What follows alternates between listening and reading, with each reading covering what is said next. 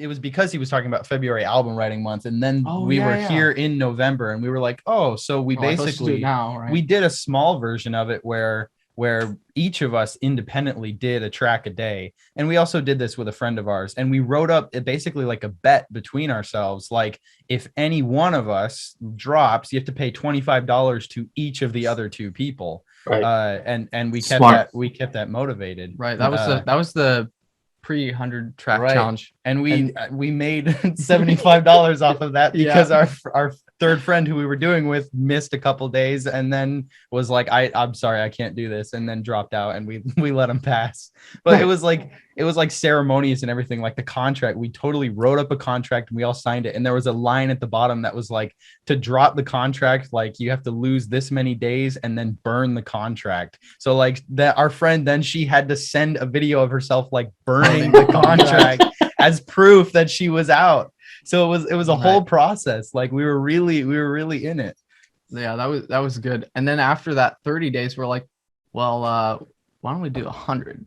And that just sounded like, that's like way cooler. 100's like a clean number. Right. But the perfect part of that was we did the math, and we were like 105 days out from our year at the dojo ending. And so we're like, let's do the 100-day track challenge. Make the most of it.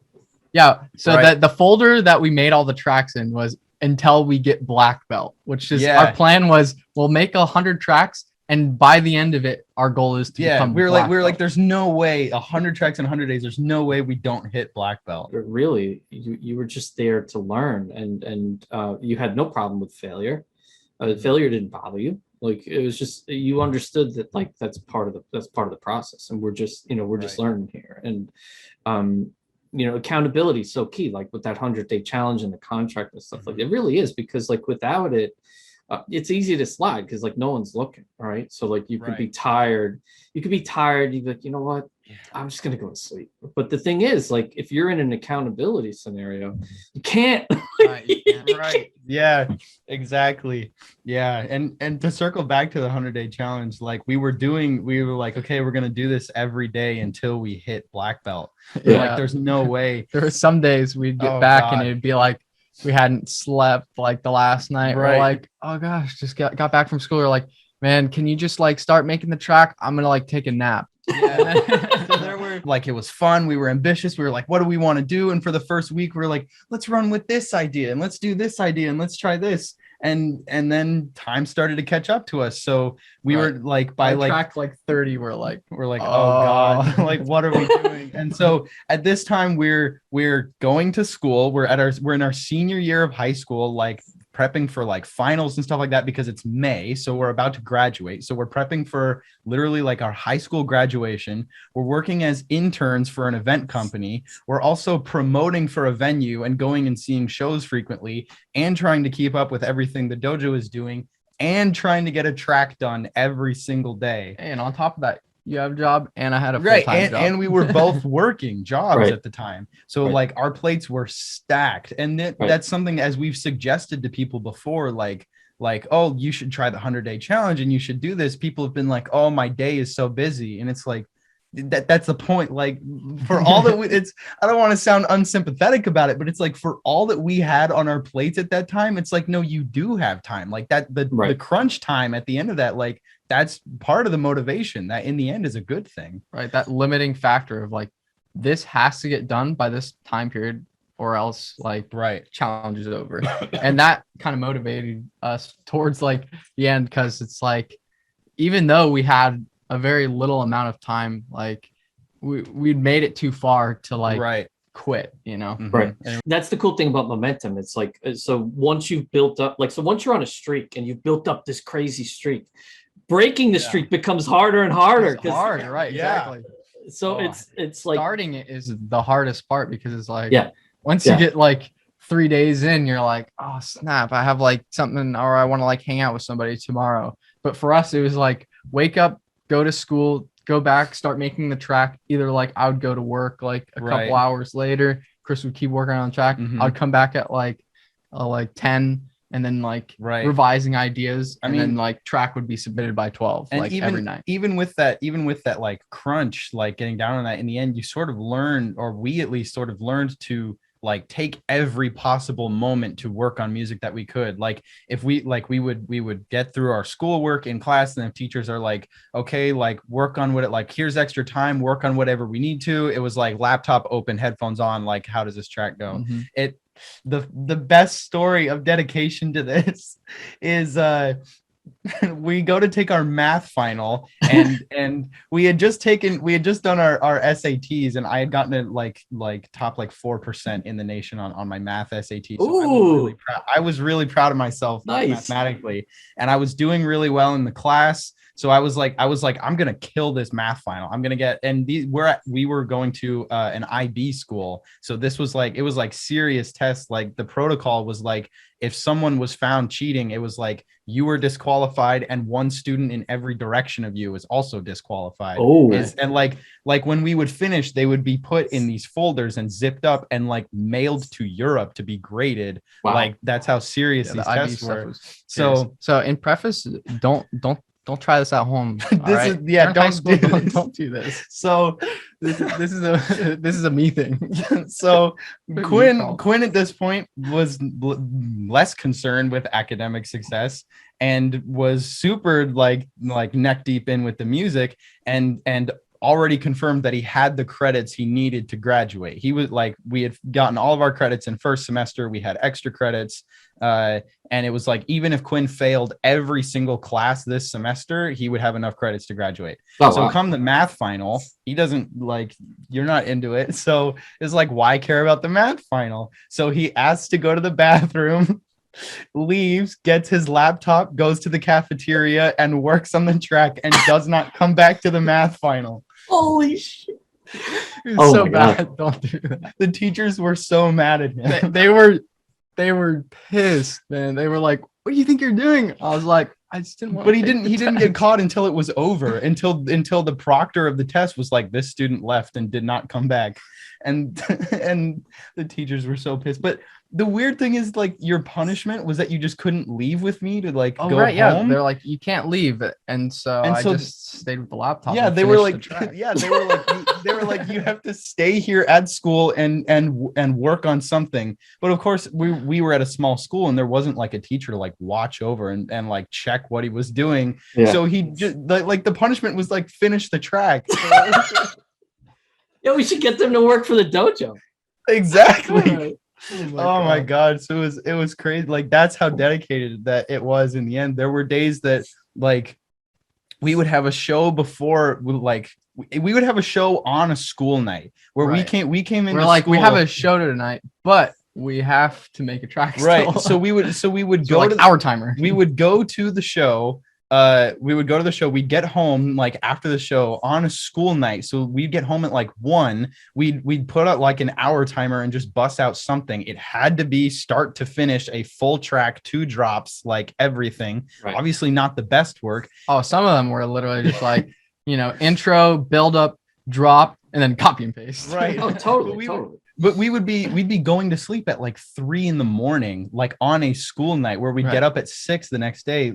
There was a day that we came into school so tired that we got drug checked. They didn't drug test me though. Oh yeah, they didn't drug test you. I don't know why they thought I was like a really nice kid, which I was. They didn't for some reason question. I don't know. Whenever I wake up early and I'm super tired, my eyes just like they don't get bags under them. It was me and our friend Emmett who had gone to the rave with us. We were so tired, and it was such a packed show that we went to school, and they searched my locker, and they searched my backpack, and I had the X's on my hand, and as like even today I sort of pledge myself as straight edge, like I'm totally sober, like I don't get drunk, I don't do drugs. And at the time I was like also underage and like had an expectation to uphold, because we were promoters. Like we can't be promoting for this venue and then get sloshed and make a fool of ourselves. So obviously they didn't find anything because I wasn't doing anything. But they totally had to like close my eyes, put my hand on either nose, and prove I wasn't on drugs, because we were so just exhausted. Oh, wow. And then we would like come home after school that day and work on the track. and we would trade naps on Quinn's floor as each of us traded the hot seat working on the track to get the track done, because that's how serious it was. It was every single day, a full track start to finish. And that's when Chris discovered that I sleep like a stick. And Quinn sleeps in a coffin. It's so freaky. I would look over, he's literally on the ground, arms crossed, straight out like he's in a coffin. There's a really good picture that goes with that. Of you sleeping in coffin during that moment.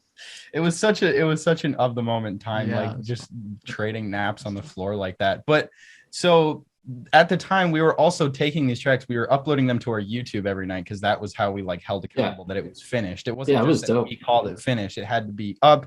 Like I even had a visualizer that we put up with it like every day. Right. I think we were like almost 50, 60 days in. Even Dylan listened to one of them. Yeah, Dylan listened to gave it a comment. He's like, nice job, guys. And we were like, sick. Dylan's listening to the so it was picking up steam, and people in our local scene were like, I heard you guys are making a track every single day. That's insane. We were like, yeah, I'm so tired.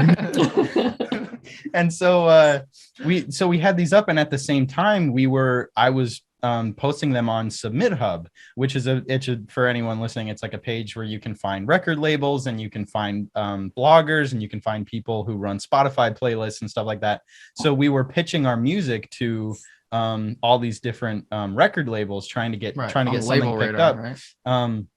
And it was day 74. We wrote a track called Martian Bass, which is the only track from the 100-day challenge that is still live. And that track was heard by Recall Records, who the owner of that is now our manager. So the 100-day track basically was the domino that started our entire career, because it was that track on day 74 that got us heard by someone who then helped us build an entire career. Well, I mean, after 30 tracks, you start going like, well, what genre do you want to do? Like we kind of covered like all the genres, pretty much every BPM like that you can think of, all the standards at least, like 128, 100, 170, it's like 80, all the BPMs. And then we were like doing tropical house, like chill out, and then like dubstep.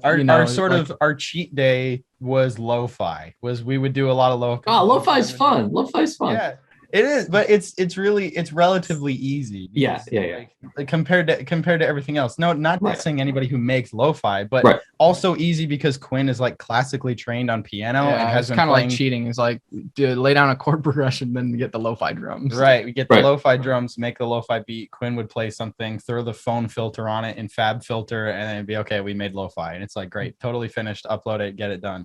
But it got to a point where we were even so like anal about how we were running the challenge that there was a point where we had 4 lo-fi tracks in a row, and I was like, no, this is cheating. This is against the spirit of it. And so we only uploaded 3 of them, and then counted that day as like, it's not a loss, but we need another track to fill this. So we then made like 2 tracks there. Right. Then we would make a second track to fill that spot, just because like it wasn't the spirit. Like we weren't learning anything. That was just like, okay, something is getting done. We found the easiest, the path of least resistance, but that's not challenging us. So in the spirit of it, we pulled that. And so one of the things that we learned ultimately, I mean, the biggest thing that you learn about this is to finish fast. Yeah, to like not overthink things. Like when you have to get a track done, when you are running on 3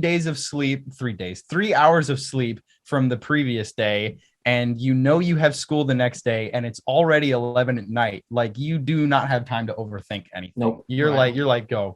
I need to fucking get something finished. You're not worried about if your kick drum suits the genre. Right. You can worry about that later. You're like, I need to finish this track. Right. I kind of I think it was really good for that. Yeah. Like finishing fast, but then also like getting a bunch of like creative ideas out there. Like, nowadays we tend to like go back and really refine everything, but that's like the final step. A lot of people worry about that first, instead of like getting everything laid out, making sure you've got to build up good structure, good sound design. A lot of people focus on like the really minute stuff, like, oh, this drum pattern is just like not working right now, and they'll just get stuck making that drum pattern, right, cutting the kick, doing all these tiny details, right. When the first thing you should be focusing on is like, what is the idea of the track, like, right. what is the meaning of it, and like, how is it structured, like, how do you want to do that? And there's certain levels that levers that you pull that get you further, right? So like one of those levers wouldn't be like working on a kick for 3 hours, right? Like that's not going to get you anywhere. But there's that tweaking stuff, that minute detailing, like that final phase really shouldn't come first. And the 100 track challenge, like, kind of like deletes that, because you can't be like contemplating, oh, is this kick is not the kick, right? You can't be contemplating that when you got a track to finish, like, right. Like, I have to get this track done. This like, has to get done. I want to go to bed. You're not even like caring about if the kick even sounds good. You just drag the kick in and then go. Like, yeah, and I think an important realization from this exercise, which I'm sharing with others as well, is that, like, the 80-20 principle is no joke. Like 80% of the stuff that you create is going to be garbage, or maybe just mediocre, or just not released for it, right? So you said something very important. 100-day challenge. None of those songs except one out of 100 are still up, right? And that song led you to management, to find a manager. So like, it's not about like, yeah, we wrote 100 amazing releases. It's like, no, like, those 100 songs that we worked on led us to the one thing that took us further down the path of where we needed to be. So it's not about the 100. It's about, like, you had to go through all those steps in order to create that one that led you to where you need to be. And I think some people get discouraged because, like, maybe for a couple of weeks they knock out a song every day and all of them are garbage, and then they're just like, this sucks doing? This sucks. Right. Yeah, we have one track up, and a moment that we really like used to look back and recognize that especially like the fine tuning was definitely less important than the idea and the identity of the track.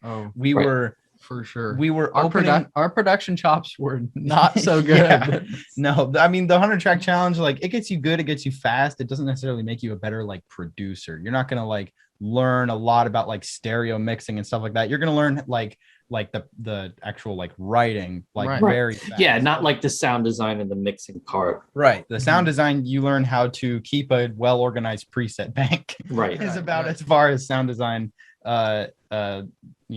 education goes. But the moment that we had like assessed everything, we were gonna open, we were playing Doors for Ray Volpe. So we were like, okay, there's not gonna be a ton of people there. We should throw a bunch of originals from this. And one thing that we noticed, like, going through it, this was we were about to be done. This was late April. So we had maybe like 80 tracks or something like that done at the time. And the thing was, like, if I said like the name of like within the first like 5, we knew what it was. Like, we knew what it sounded like, what the drop sounded like, what the style was. Then you get to like around the 50 mark. It's like, if I said 5 names around the 50 mark, we could maybe remember what 1 or 2 of them, maybe 3 of them sounded like by the name alone. And then later, like in the later half, then it just became because those were like relatively close in time period. Right. But we realized like if I said like the track like 86, I don't even know what that one is, but like it's like Far Away. It's like I kind of remember what Far Away is like, or the track, like the genre, right? The track most people. It's like I do not know what that one sounds like at all. But if I say like Martian Bass, the one that's up, that one had a clear identity. It made sense. It sounded good. Like, the idea and the identity of that track was just huge compared to a lot of the other tracks. Right. And like, if you think about it, like, yeah, like you were saying, Sean, it was that 1 out of the 100 that kind of like spawned kind of the beginning of Future Twist. And that's when we kind of started even focusing, because we realized that, we're making too many genres. Like, we have no brand. And that's kind of when we started. Well, Chris started reading this book as well. That really helped us how to make it in the music industry. And and it was talking a lot about like branding and stuff. And I'm like, damn, we really don't really focus on that. Like we wear face paint. We got like tropical house and dubstep. Like this is really weird. It's kind of weird, you know. But then we kind of came off of Martian bass. We're like, all right, well, this really has like a sound, right? And it's drum and bass. So like, let's make some more drum and bass that is in this style. And then we made a 2-track EP that we sent to Wesley that ended up getting released on Recall. As the Step Back and Turn It Down. And I was at that point where like started world building and being like, oh, we want to do cyberpunk. We want these colors. And we started working more on the brand. And I think the 100-track challenge was a really nice start of like, here's everything that you can do like creatively with music. Like we tried everything and then determined after what that we liked and what had the most narrowed potential. it down. Yeah, and you got to discover that in 100 days. And like I try to press this upon people because like, you know, like if they go down the path where they're making one song a month, it's like, okay, after a year you have 12 songs. So it's like, that's, you guys did 100 in 100 days. So like you basically you learned such important lessons in a short period of time that, you know, got you to get to the next level of your evolution and thinking of like, oh, how do I approach my brand? What are we really about? And you learn so many skills along the way because now you know how to produce in so many different genres, which informs your production acumen. Right, totally. But so like our goal going into this 100-track challenge, as we mentioned before, was to land black belt on the dojo. And obviously like we wrote like the last track like on what would have been like our last day with the dojo. So we submitted, we ran with you and we showed you like a handful of tracks, and with you, Sean, we picked out like which tracks would be good, and then we like refined them. You gave us feedback, which definitely made the tracks a lot better. When I go and listen, when I listen to the first version versus the version I know we workshopped with you, it sounds way better after the fact. And so like we sent that and we sent it to Dylan, and Dylan was like I would love to release this and put this out, but he's like, but you guys are not dojo members anymore because it had ended. So in spirit we did it. Like in spirit, we finished an EP that was ready to be released by the dojo. In execution, because of the timing and the way that it had worked out, like it hadn't worked out that way.